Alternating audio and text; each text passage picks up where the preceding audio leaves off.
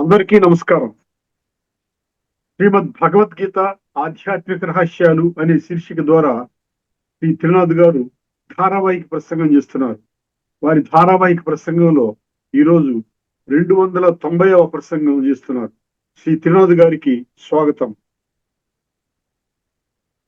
శ్రీమద్ భగవద్గీత ఆధ్యాత్మిక రహస్యాలు ఈ కార్యక్రమాన్ని వీక్షిస్తున్నటువంటి సోదర సోదరులందరికీ హార్దిక స్వాగతం. నమస్సుమాంజలి. శ్రీమద్ భగవద్గీత ఒక అద్భుతమైనటువంటి గ్రంథరాజం అండి. సాక్షాత్తు భగవంతుడే స్వయముగా పలికినటువంటి మహావాక్యాలు శ్రీమద్ భగవద్గీతలో తప్ప ప్రపంచంలో మనుషులకు అందుబాటులోనున్న ఏ ఇతర గ్రంథాలలో మనకి ఉండదండి. అందుకనే ఆ యొక్క శీర్షికలోనే పుస్తకం భగవద్గీత శీర్షికలోనే ఏముంటుందండి, శ్రీమద్ భగవద్గీత అని ఉంటుంది. శ్రీమతము చెప్తున్నాడు, భగవంతుడు ఇచ్చినటువంటి శ్రీమతముతో కూడినటువంటి ఆ గ్రంథము అని అర్థం అనమాట. ఇదే విధంగా 574 శ్లోకాలలో భగవాను వాచ అన్న మాటలు అనుకుంటాయండి. భగవాను వాచ అంటే అర్థం ఏంటి? భగవంతుడు ఉచ్చరించినటువంటి మహావాక్యాలు. ఎక్కడైనా ఏదన్నా పుస్తకంలో ఉందా? ఆ విధంగా ఉన్నప్పటికీ కూడా మనం భగవంతుడి ఉచ్చరించిన మాటల యొక్క యథార్థ సందేశం ఏమిటి, సారాంశం ఏమిటి? భగవంతుడు అంటే నాకు కూడా భగవంతుడే కదా, మీ అందరికీ భగవంతుడే కదా. ప్రతి ఒక్కరు హెవెన్లీ గాడ్ ఫాదర్ అంటున్నారు, అల్లాహు అక్బర్ అంటున్నారు, త్వమేవ మాతాచ పితా త్వమేవ అంటున్నారు, ఏక్ ఓంకార్ అంటున్నారు. ప్రతి ధర్మం వాళ్ళు కూడా వాళ్ళు ఏమనుకుంటున్నారు? భగవంతుడు అంటే మేము నమ్ముకున్నటువంటి భగవంతుడు అంటున్నారు. మళ్ళీ భగవంతుడు ఒక్కరే అంటారు, భగవంతుడు పరమ సత్యం అంటారు. భగవంతుడు విశ్వాత్మలందరికీ తండ్రి అని కూడా మనకి హెవెన్లీ గాడ్ ఫాదర్ అంటే అర్థమవుతుంది. స్వర్గాన్ని స్థాపన చేయడానికి వచ్చినటువంటి భగవంతుడు ఒక్కరే అన్నట్టు. మరి ఇంత అద్భుతమైనటువంటి గ్రంథం మనకు అందుబాటులో ఉన్నప్పటికీ కూడా దానిని మన నుండి దూరము చేసుకునే విధానములోనే మనుషులు వెళుతున్నారండి. అర్థమైందండి? కేవలము ఆ యొక్క జ్ఞానాన్ని, శాస్త్రాన్ని శ్లోకాల రూపంలో పఠన, పారాయణ, శ్రవణ, ప్రచార ప్రసారానికి మాత్రమే అంకితం చేయడం జరిగింది. ఇది ఎంతవరకు సబబు, ఎంతవరకు కరెక్టా కాదా అన్నది మీరు బుద్ధినేత్రాన్ని తెరుచుకొని సత్యత ఆధారంగా మీ జీవితంలో ఆ విధంగా మీ సత్యత ఆధారంగా ఒకసారి అర్థం చేసుకునే ప్రయత్నం చేయండి. మీకు అర్థమవుతుంది ఎక్కడో ఏదో ఒక బలమైనటువంటి లోపం అనేది ఉన్నది. లేకుండా అంటే కేవలం చదవడం ఏమిటి, చదివితే మనకి ఏమైనా అర్థమవుతుందా? అందులో ఉన్న తత్వం అర్థం చేసుకోవాలి కదా. తత్వం అంటే ఏదైనా తీసుకోండి మీరు. తత్వం అంటే ఏంటంటే అందులో ఉన్న సందేశం, నా జీవితాన్ని ఉద్ధరించడానికి ఆ యొక్క శాస్త్రము నుండి లభించినటువంటి సందేశం. ఇక్కడ భగవాను వాచ్ అంటున్నాం, భగవంతుడు ఇచ్చిన సందేశం. అది ఆచరించడానికి ఉపయోగపడే సందేశం. సో ఈ విధంగా మనము కేవలం పఠన, పారాయణ, శ్రవణ చేసుకుంటూ వెళ్ళిపోతున్నాం. కానీ భగవద్గీతలో కూడా చాలా స్పష్టంగా ఇది పఠన, పారాయణ, శ్రవణ, ప్రచార ప్రసారం కోసమో నిర్దేశించబడినటువంటి గ్రంథము కాదు, ఆచరణ కోసం నిర్దేశించబడింది. ముఖ్యంగా 3 శ్లోకాల్లో ఈ ఆచరణ అన్న విషయాన్ని ఇక్కడ స్పష్టం చేయడం జరిగింది. 3వ అధ్యాయం 21వ శ్లోకము, యద్యద్ ఆచరతి శ్రేష్ఠ. అదేవిధంగా 3వ అధ్యాయం 31వ శ్లోకంలో కూడా ఏమే మతం నిత్యం అనుతిష్టంతి మానవ అన్నాడు. మానవ అంటే కూడా మనమేనండి. మానవ, ప్రజ, జన, నర, మనుష్య, ఈ 5 పదాలు కూడా సుమారు 25 శ్లోకాలను భగవద్గీతలో ఉటంకించడం జరిగిందండి. సరే, అర్థం చేసుకునే ప్రయత్నించండి. మనందరం ఇక్కడ ఉన్నటువంటి 850 కోట్ల మంది మనుషులు కాకుండా ఇంకైతే ఇతరత్ర ఎటువంటి మనుషులకి, మానవులకి, ప్రజలకి, నరులకి భగవంతుడు చెప్తున్నాడో ఒకసారి గుర్తించండి. అందుకనే ఈ ఆధ్యాత్మిక రహస్యాలు అటువంటి సందేహాన్నైనా ఈ మనసులో ఆధ్యాత్మిక జగత్తు కానీ, ధార్మిక జగత్తు కానీ, ఈ జగత్తులో ఉత్పన్నమయ్యే ప్రతి సందేశానికి, ప్రతి సందేహానికి, ప్రతి సంశయానికి, ప్రతి అపోహకి కూడా స్పష్టమైనటువంటి సమాధానం మనకి ఇస్తుందని సత్యత ఆధారంగా. ఇప్పుడు ధార్మికము, ఆధ్యాత్మిక మధ్యలో మళ్ళీ ఉన్నటువంటి ఒక భేదాన్ని తెలుసుకునే ప్రయత్నం చేద్దామండి.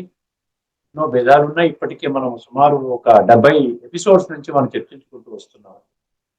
అంటే ఎన్ని తేడాలు ఉన్నాయో గమనించండి. ఇవన్నీ కూడా వాస్తవాలండి. దీని ఎవరు కూడా కాదని చెప్పడానికి ఎటువంటి అవకాశం కూడా లేదు.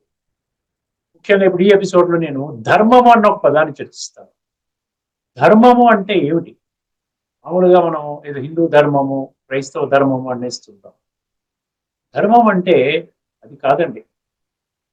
ఈ ధర్మం అనకూడదు, మనం హిందూ మతం అనాలి. హిందూ మతం, క్రైస్తవ మతం, ఇస్లాం మతం, బౌద్ధ మతం, సిక్కు మతము. ఇక్కడ ధర్మము అంటే ఏమిటంటే మన యొక్క అది వస్తువు కానివ్వండి, అది ఒక ప్రాణి కానివ్వండి, తన యొక్క మూల స్వరూపాన్ని సూచించేది ధర్మం. తన యొక్క అసలైనటువంటి వాస్తవిక స్వభావాన్ని అర్థం చేయించేది ఆ శబ్దం ధర్మము అంటారు. అర్థమైందండి? అది అందరికీ వర్తిస్తుంది, వస్తువులకి వర్తిస్తుంది, మనుషులకి, ప్రాణులకి వర్తిస్తుంది. ఉదాహరణకి మనకు అగ్ని అగ్ని యొక్క ధర్మం ఏంటి చెప్పండి? అగ్ని యొక్క ధర్మం మండించటం, దహించటం, దహనం చేయటం. అర్థమైందండి? బూడిద చేసేయటం అనమాట, మండిస్తుంది. ఎక్కడైనా మీరు అగ్ని వేయండి, అది దహించేటువంటి ధర్మం. దాన్ని మూల స్వరూపం ఏంటి? దహిస్తుంది.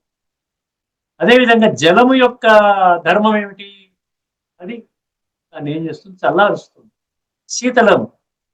అందుకనే అగ్ని మండుతున్నప్పుడు జలం వేస్తారు. అర్థమైందండి? జలం యొక్క ధర్మం ఏమిటి?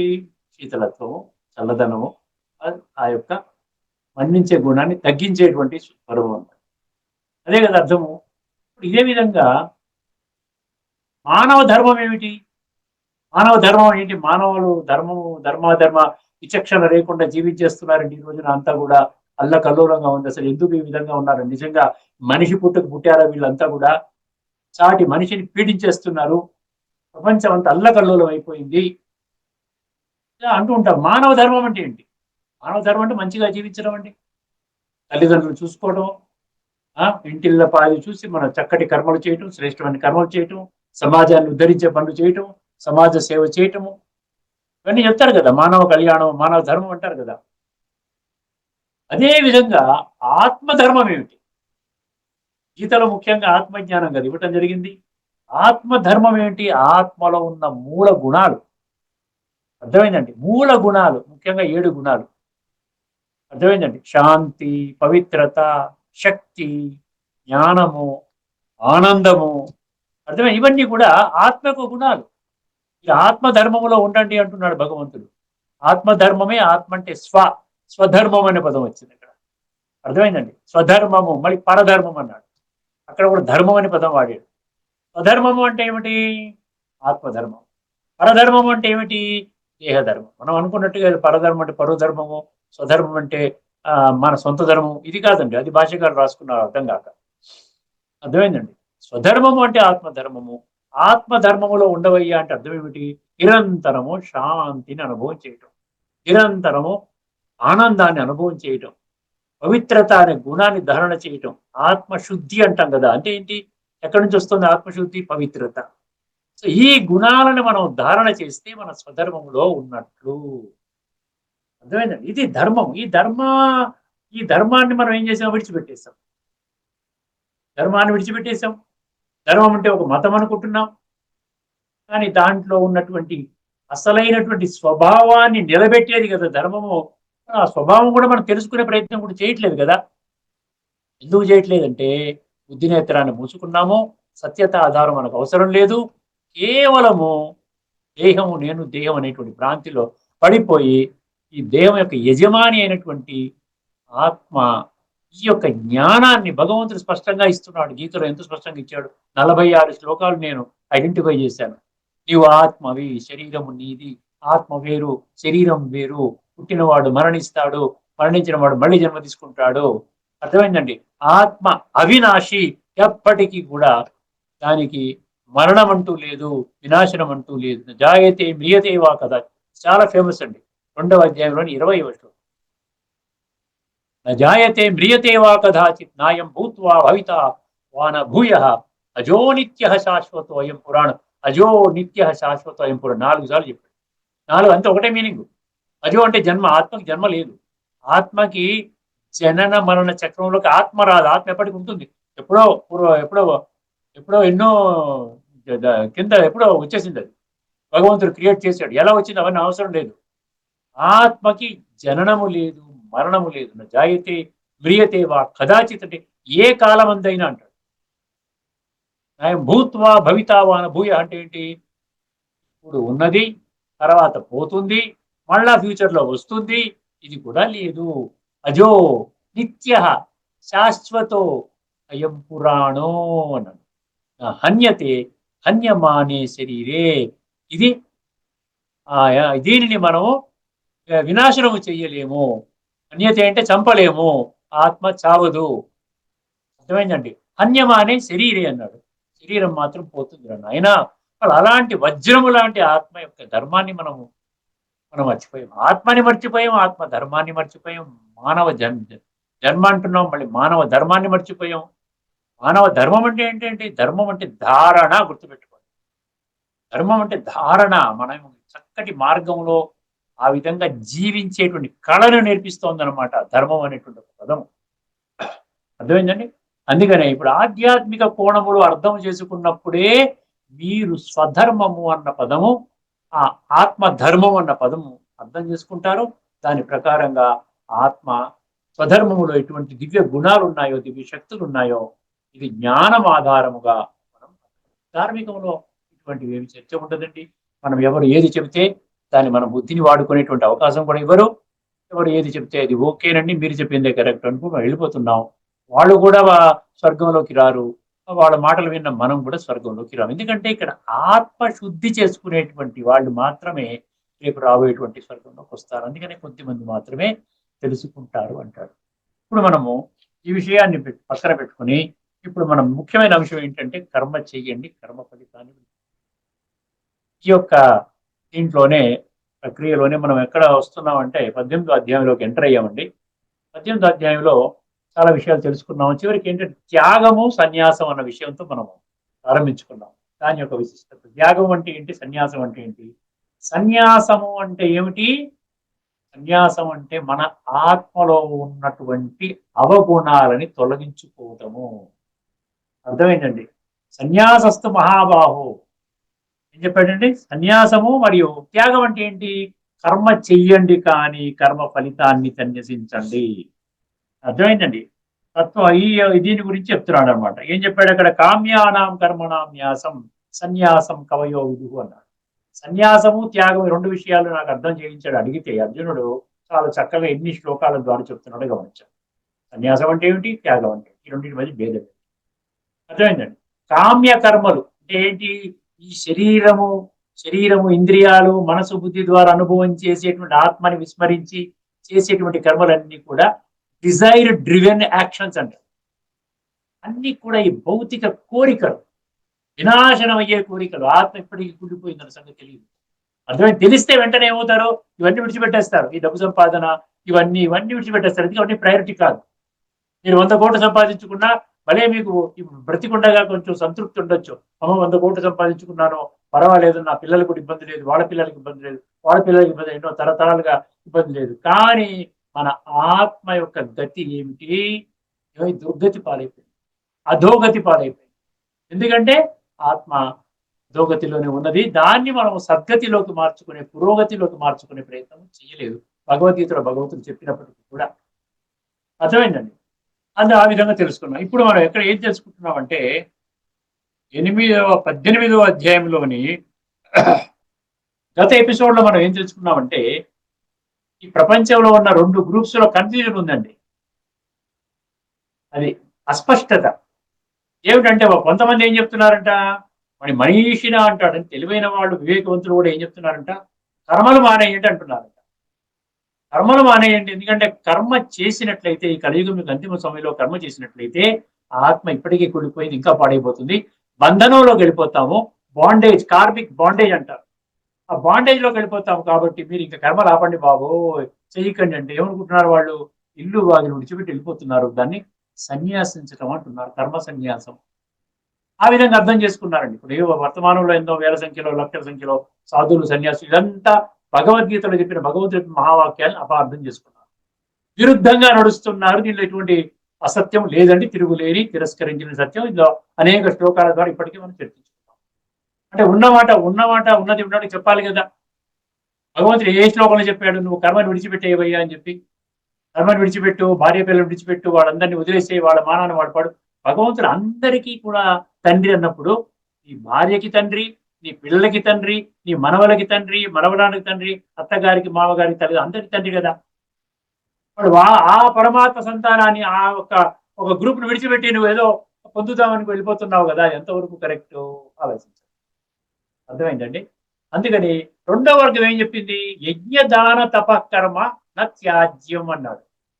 దాన్ని మనం త్యజించకూడదు అంటున్నాడు. యజ్ఞము, తపస్సు మరియు దానము.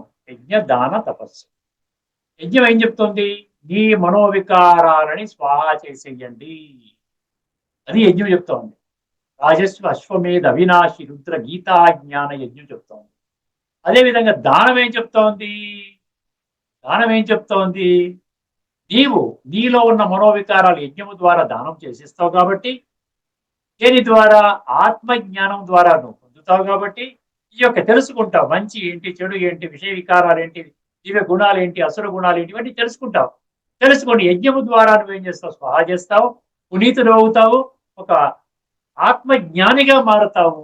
అప్పుడు దానం ఏం చెయ్యాలి, ఇతరులకు కూడా ఈ యొక్క గుణాలు దానం చెయ్యాలి, శక్తులు దానం చెయ్యాలి, జ్ఞానాన్ని దానం చెయ్యాలి. వాళ్ళకు కూడా ఒక మంచి జీవితాన్ని పొందే విధంగా అటువంటి దానం చెయ్యాలి.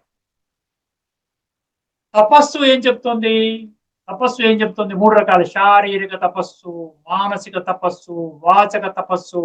ఇటువంటి ప్రతిఫలాన్ని ఆశించకుండా శ్రద్ధతో, శ్రద్ధయా పరయా అని చూసారా, ఆ విధంగా నువ్వు చేయనాయనా. అంటే ఈ మూడు కూడా మనకి ఏం చేస్తుంది తెలుసునండి, ఆత్మశుద్ధి కోసం పనిచేస్తున్నాయి.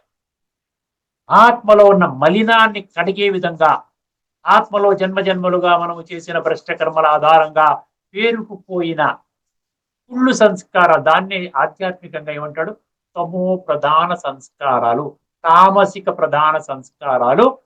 వాటిని ఇప్పుడు మార్చుకోవాలి. ఈ శరీరం ఉండగానే మార్చుకోవాలి. ఇది ఆఖరి శరీరం.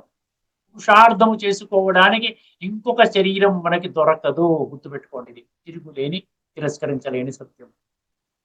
అందుకనే కదా భగవంతుడు ఈ ఒక్క జన్మ కోసం అని చెప్పి మనకి ఇన్ని వందల శ్లోకాల ద్వారా మన జీవితాన్ని సమూలంగా పరివర్తన చేసి సంపూర్ణమైనటువంటి ఆరోగ్యము, ఆత్మానందము, దివ్య గుణాలు, శక్తులు, ఇవన్నీ ఇన్ని 18 అధ్యాయాల ద్వారా చక్కగా మనకి జ్ఞానాన్ని బోధిస్తూ ఉన్నారు. అర్థమైందండి. ఇప్పుడు మనం ఒక్కసారి అర్థం చేసుకుంటే, ఆత్మని శుద్ధి చేస్తే సంస్కార పరివర్తన జరుగుతుంది. ప్రతిఫలముగా ఎక్కడికి వెళ్తామంటే మనం స్వర్గములోకి వెళతాం. ఇది ఇది మూఢత్వం కాదు, ఇది ఊహాజనిత పిక్చర్ కాదండి, ఇది సత్యము. మీరు ఆత్మిక స్థితిలోకి వచ్చే ప్రయత్నం మీరు చెయ్యండి, ప్రతిదీ మీకు అర్థమవుతుంది. బాడీ కాన్షియస్నెస్ లో మీరు ఏమి పొందలేరు. బాడీ కాన్షియస్ అంటే అసత్యంలో ఉన్నారన్నమాట. అసత్యంలో మీరు ఉన్నారు, భగవంతుడు ఏమో సత్యంలో ఉన్నాడు. ఏమవుతుంది, భగవంతుడు సత్యంలో ఉన్నాడు, మీరు అసత్యంలో ఉంటే కనెక్ట్ అవుతారా? యోగం అనేది ఎక్కడ అవుతుంది, బాడీతో కనెక్ట్ అవుతుంది. అందుకని మీరు, మీ పిల్లలు, మీ భార్య, అత్తగారు, మామగారు, అందరూ మనుషులు అందరూ కనెక్ట్ అవుతున్నారు. ఇవి దేవి దేవతతో కూడా మీరు ఆ విధంగా ఒక విగ్రహ రూపంలో ధ్యానించుకుంటున్నారు.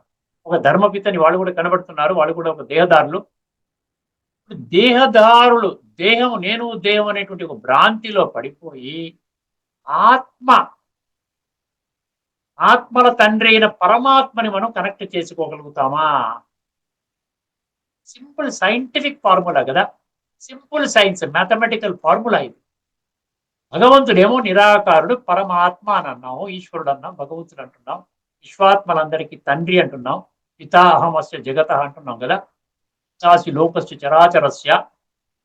మళ్ళీ దేహము ద్వారా ఎట్లా కనెక్ట్ అవుతాము? ఆయనేమో సూక్ష్మము, మనమేమో స్థూలము, అడ్మిట్ అవ్వట్లే. అందుకని స్థూలంలో ఉన్న వాళ్ళు స్థూలంగా వాళ్ళు భావిస్తున్నటువంటి ఆ దేహదారులని భగవంతుడిగా భావించి వాళ్ళు ముందుకు వెళుతూ ఉన్నారు. కానీ ఇక్కడ స్థూలంలో వెళితే సంస్కార పరివర్తన జరగదు. ఎందుకంటే సంస్కార పరివర్తన ఆత్మలో జరగాలి. ఎందుకంటే చివరికి వెళ్ళిపోయేది ఆత్మ. ఆత్మకి జన్మ మరణ లేదనుకున్నాం కదా, అజో నిత్య శాశ్వతో అయం పురాణం అన్నాం కదా.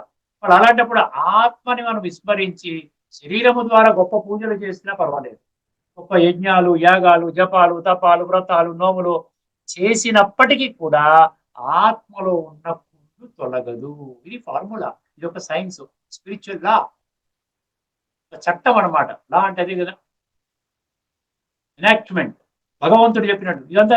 భగవంతుడు ఎప్పుడు కూడా అండి పార్షియల్ గా ఉండడండి. ప్రతి ఒక్కరికి కూడా ఆయన మన కులము, మతము, జాతి, రంగు, రూపు ఉన్నవాడు నిలవాడు ఏమి చూడండి. అందుకనే ఇప్పుడు ఇద్దరు ఏం చెప్తున్నారు, ఒకరు ఏమంటున్నారు, యజ్ఞము, దానము, తపము, ఈ తపస్సులు ఇది విడిచిపెట్టకూడదు. ఈ మూడింటిని విడిచిపెట్టకండి, మిగతాన్ని విడిచిపెట్టేయండి. మళ్ళీ ఒక గ్రూప్ ఇంకో గ్రూప్ ఏమంటున్నది, అసలు ఏ కర్మ చేయకండి, మీరు కర్మని సన్నిసించండి, అడవులకు వెళ్ళిపోయి తపస్సు చేసుకోండి, మీకు పుణ్యం పురుషార్థం జరుగుతుంది, మీరు పరమాత్మకు ప్రాప్తి, స్వర్గవారసత్వం పొందుతారు. దీనికి సమాధానంగానే మనం తెలుసుకున్నామండి. అది ఏం తెలుసుకున్నాము, భగవంతుడు 18వ అధ్యాయంలోని ఏమండి 18వ అధ్యాయంలో ఐదవ శ్లోకంలో స్పష్టమైన సమాధానం ఇచ్చాడు. అర్థమైందండి. ఏమన్నాడు స్పష్టంగా, యజ్ఞదాన తప కర్మ నత్యాజ్యం కార్యమేవ తత్ అన్నాడు. అంటే కార్యములో నీవు, అంటే కార్యం అంటే యాక్షన్ లో, కర్మ చేసే దీనిలో యజ్ఞము, దానము, తపస్సు ఈ మూడింటిని విడిచిపెట్టకూడదు భగవాను వాచ. అంటే మనలోనే ఉన్నటువంటి అపోహలు ఏవైతే ఉన్నాయో భగవంతుడు ముందుగానే గ్రహించి దానికి స్పష్టమైన సమాధానం ఇస్తున్నాడు అనమాట. ఎందుకు ఎందుకు ఎందుకు ఆ విధంగా అన్నాడు చెప్పండి. యజ్ఞోదాన తపశ్చైవ, యజ్ఞోదానం తపశ్చైవ పావనాని మనీషినాం. మనిషి అంటే శరీరం అండి, మనీషినాం అంటే ఆత్మ. ఆత్మ జ్ఞానిని మనీషినాం అంటాడు. అందుకని ఇది ఆత్మని పునీతం చేస్తుంది. మన అంతిమ లక్ష్యం ఆత్మని పునీతం చేసుకోవడమేనండి, ఆత్మశుద్ధి. అందుకనే ఆత్మ గురించి ఇన్ని శ్లోకాలు చెప్పాల్సిన అవసరమే వచ్చింది భగవంతుడికి. కాయేన మనసా బుద్ధ్యా కేవలైరింద్రియైర్ యోగినః కర్మ కుర్వంతి సంగం త్యక్త్వా ఆత్మశుద్ధయే. ఆత్మశుద్ధి లేని ఆచారమదియేల, భాండ శుద్ధి లేని పాకమేల, చిత్తశుద్ధి లేని శివ పూజలేలరా విశ్వద అభిరామ వినురవేమ. చెప్పినారండి పెద్ద పెద్ద వాళ్ళు. వాళ్ళకంటే గొప్పవాళ్ళమా చెప్పండి మనమంతా? భగవంతుడు కూడా గొప్పవాళ్ళమా? భగవంతుడి కంటే 33 కోట్ల దేవి దేవతలు గొప్పవాళ్ళ? భగవంతుడు అంటే ధర్మస్థాపకులు గొప్పవాళ్ళ? భగవంతుడు అంటే సాధువులు, సన్యాసులు, ఋషులు మనలాగే శరీరం ధరించారు, తల్లి గర్భంలో జన్మి తీసుకున్నారు, వాళ్ళు వలే వాళ్ళ యొక్క సంస్కారం అనుసారంగా వాళ్ళు సాధువులు అయ్యారు, వాళ్ళు కూడా శరీరాన్ని విడిచిపెడతారు. ఇప్పుడు వాళ్ళనే నమ్ముకున్నా వాళ్ళు శరీరం విడిచిపెడితే మన గతి ఏంటి? ఏదైనా సాధువులు, సంతులు వేల సంవత్సరాలు బతికేస్తున్నారు, ఎక్కడైనా ఉందా? అటువంటి ప్రూఫ్ ఏమైనా ఉందా? వాళ్ళు కూడా ఒక 70-80 వాళ్ళకి హార్ట్ అటాక్ వస్తుంది, పోతున్నారు. ముఖ్యమైన విషయం ఏంటి, భగవంతుడిని ఎందుకు విస్మరిస్తున్నాం? భగవంతుడు ఒక్కరే అంటున్నాం, ఒక్కరిని పసిగట్టడానికి ఎందుకు పనిచేయట్లేదు మనం? యజ్ఞదాన తపకర్మ నత్యాజ్యమితి చాపరే యజ్ఞోదానం తపశ్చైవ పావనాని. అండర్లైన్ చేసుకోండి, పావనాని, పతితాని కాదు, పావనాని మనీషినా. వివేకవంతుడైనటువంటి మనిషి అంటే ఆత్మ జ్ఞానాన్ని పొందిన మనిషికి అర్థమవుతుంది, యజ్ఞము ద్వారా, దానము ద్వారా, తపస్సు ద్వారా ఆత్మశుద్ధి అవుతుంది. కాబట్టి ఈ మూడింటిని విడిచిపెట్టకూడదు. మనం అనుకున్నట్టు ఈ లౌకిక భౌతిక యజ్ఞము, దానము, తపస్సు కాదండి. లౌకికంలో అంటే యజ్ఞం అంటే ఒక అగ్ని మండపం పెడతాము, ఆ విధంగా చేసి అక్కడ స్వాహ స్వాహ స్వాహ అని వస్తువులు వేస్తాం. అది ఆ యజ్ఞం గురించి చెప్పడం లేదు ఇక్కడ. భగవద్గీతని ఆధ్యాత్మిక దృష్టికోణంలో అర్థం చేసుకుంటే అధ్యాత్మ విజ్ఞానం అన్నాడు చూసారు, అదనమాట. అదేవిధంగా దానం అంటే మనము భూదానము, ఇంకా ఏమన్నా ఇచ్చేసి మీరు ఇంటి ఆస్తి మొత్తం దానం చేసేయచ్చు. భౌతిక దానం గురించి చెప్పడం లేదు. అన్నదానం, వస్త్రదానం, భూదానం, గోదానం ఎన్నో ఉన్నాయి కదా. జ్ఞానదానం ఇక్కడ ఏం చెప్తున్నాడు, జ్ఞానదానం చెప్తున్నాడు భగవంతుడు. జ్ఞానదానం చెప్తున్నాడు, గుణాల దానం చెప్తున్నాడు. దానం తెలుసుకున్నాం కదా, సాత్విక, రాజసిక, తామసిక.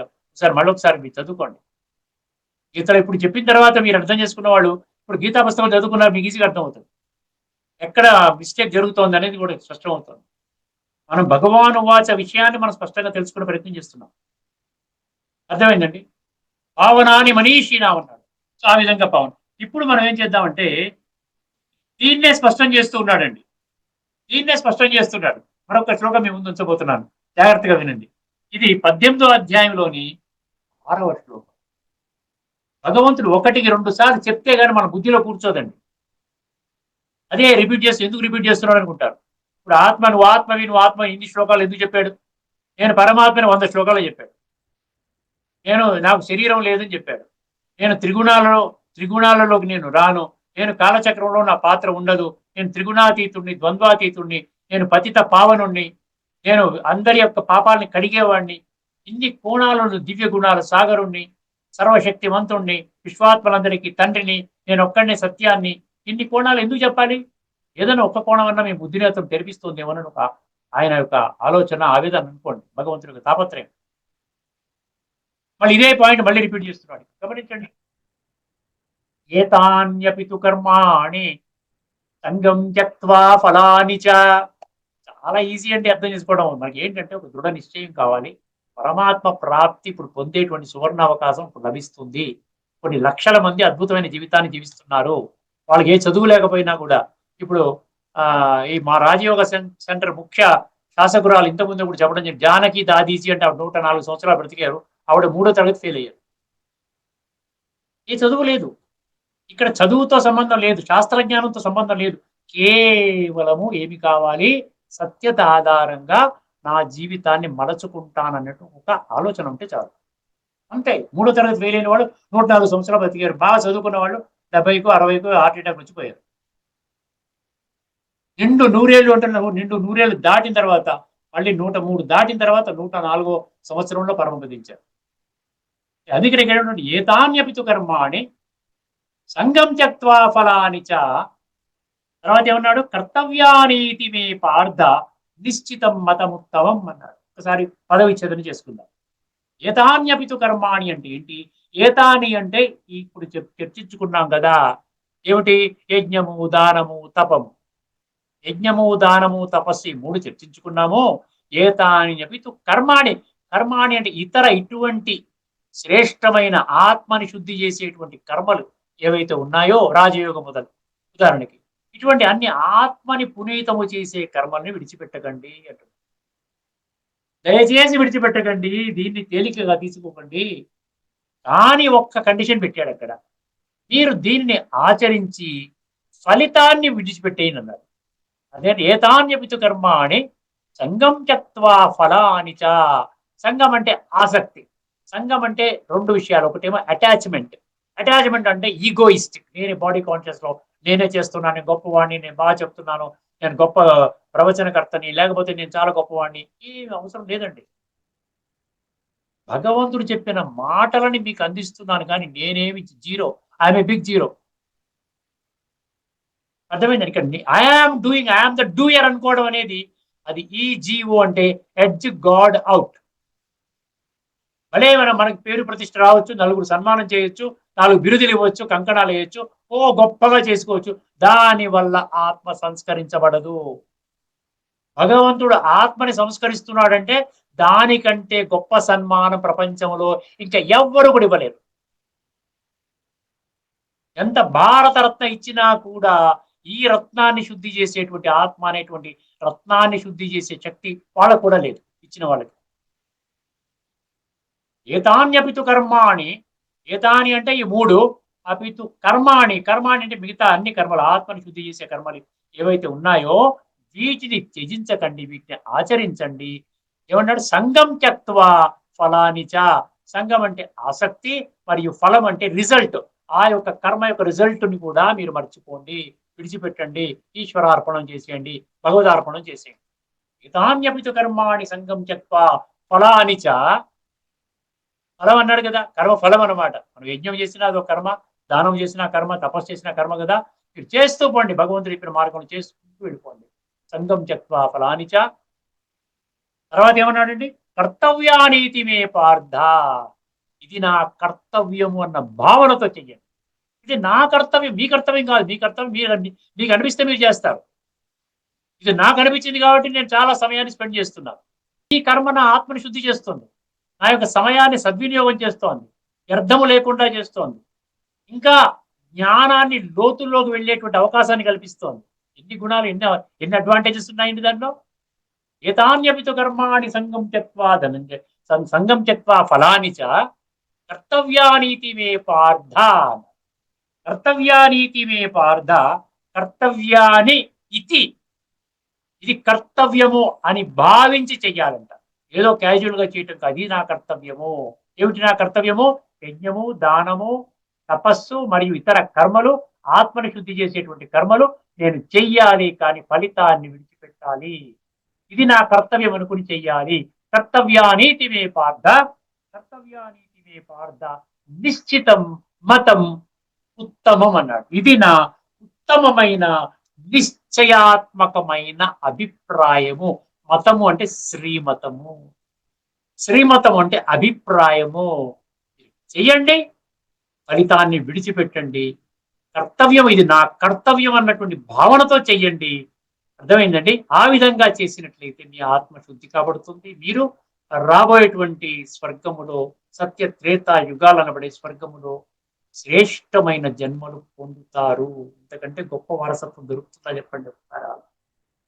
మనం చేసేది చాలా తక్కువ, భగవంతుడు ఇచ్చేది చాలా ఎక్కువ.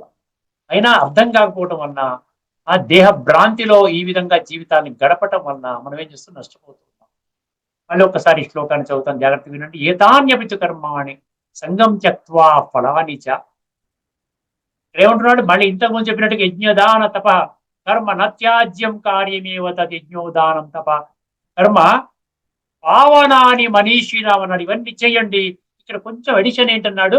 చెయ్యండి, కానీ ఫలాన్ని మీరు ఆశ పెట్టుకొని చెయ్యకండి, ఫలాన్ని విడిచిపెట్టేయండి. ఇది నిశ్చయము, నిశ్చయాత్మక, ఇది నా కర్తవ్యము అన్నట్టుగా చెయ్యండి. ఇది నా కర్తవ్యము. ఎందుకంటే ఈ కలియుగం యొక్క అంతిమ సమయము, ఈ యొక్క call of time, call of God, సమయం యొక్క పిలుపు, భగవంతుని యొక్క పిలుపు. ఇప్పుడు ఇది ఆఖరి జన్మలో నేను సంస్కరించుకోవడానికి ఒక్కటే ఒక్క సమయము, సంక్లిష్ట సమయం నాకు దొరికింది. ఇప్పుడు నేను ఇంకా ప్రయారిటైజ్ మార్చుకుంటాను. ఈ చిల్లరగా చేసే పనులని కట్ చేసుకుంటాను, సమయం తీసుకుని ఆత్మను శుద్ధి చేసుకుంటాను. ఇది ఏమంటున్నాడు భగవంతుడు? కర్తవ్యానీతి మే మతం, కర్తవ్యానీతి మే పార్థ నిశ్చితం మతం ఉత్తమం అన్నది. ఇది నిశ్చయాత్మకంగా చెప్తున్నాను, దృఢంగా చెప్తున్నాను. ఇదే శ్రీమతము, ఇదే భగవంతుని యొక్క డైరెక్షను, ఆదేశము అని చెప్తున్నాను. ఇది ఇందులో ఉన్నటువంటి తత్వం అండి. ఇప్పుడు భగవద్గీత పుస్తకంలో ఏ విధంగా భాష్యకారులు రాశారో ఒకసారి అది కూడా మనం తెలుసుకునే ప్రయత్నం చేద్దామండి. ఏతాన్యపితు కర్మాణి సంగం త్యక్త్వా ఫలాని చ కర్తవ్యానీతి మే పార్థ నిశ్చితం మతముత్తమం. కావున అంటే ఇంతకుముందు శ్లోకం కూడా మనం తెలుసుకున్నాం కదా ఎపిసోడ్ లో. యజ్ఞదాన తపకర్మ త్యాజ్యం కార్యమేవ తత్ యజ్ఞోదానం తపశ్చైవ పావనాని మనీషిణం అన్నారు కదా. ఏమంటున్నాడు? కావున ఓ పార్థ, ఈ యజ్ఞదాన తపోరూప కర్మలను, యజ్ఞదాన తపోరూప కర్మలను మరియు కర్తవ్య కర్మలను. కర్తవ్య కర్మ అంటే ఏంటి? నీ కుటుంబాన్ని నీవు పోషించుకోవడానికి నీవు చేసే విద్యుక్త కర్మలు, లేక భగవంతుని యొక్క దివ్య కర్తవ్యాన్ని సమర్థించే ధర్మ సంస్థాపన కర్తవ్యాన్ని సమర్థించే కర్మలు. అర్థమైందండి? ఈ కర్తవ్య కర్మలను అన్నింటినీ ఏమంటున్నాడు? అన్నింటినీ ఫలాసక్తులను త్యజించి అవశ్యం ఆచరింపవలెను. మన గురించేనండి, ఎవరి గురించి కాదు. ఎక్కడో అర్జునుడు ఎక్కడో ఉన్నాడు, ఆయనకి మనకి సంబంధం లేదు అనుకుంటే మనని మనము వంచితులుగా చేసుకుంటే మనల్ని మనం మోసపుచ్చుకున్నట్టుగా అవుతుందండి. అవశ్యం ఆచరింపవలెను అనునది ఉత్తమమైన నా నిశ్చిత అభిప్రాయము, ఉత్తమమైన నా నిశ్చిత అభిప్రాయము అంటున్నారు. ఇక్కడతో మనం ఈ యొక్క ఎపిసోడ్ని మనం ముగించుకుందాం. తదుపరి ఎపిసోడ్లో ఈ 18వ అధ్యాయంలోని కొన్ని శ్లోకాలు టచ్ చేస్తానండి. ముఖ్యంగా త్యాగము గురించి, మనకు త్యాగం గురించి కూడా స్పష్టత ఇస్తున్నాడు. త్యాగం కూడా 3 రకాల త్యాగము, సాత్విక, రాజసిక, తామసిక త్యాగాలు అంటారు. ఈ యొక్క త్యాగం అనేటువంటి ఆ 3 శ్లోకాలు కూడా నేను రాబోయే ఎపిసోడ్స్ లో మీకు స్పష్టం చేస్తానండి. ఇంతలో సెలవు. ఓం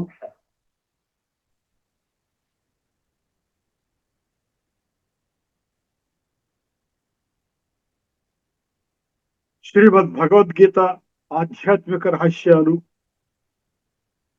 ఆ రహస్యాల తాత్విక సారాన్ని మనకు సవివరంగా విశ్లేషించిన శ్రీ త్రినాథ్ గారికి ధన్యవాదాలు.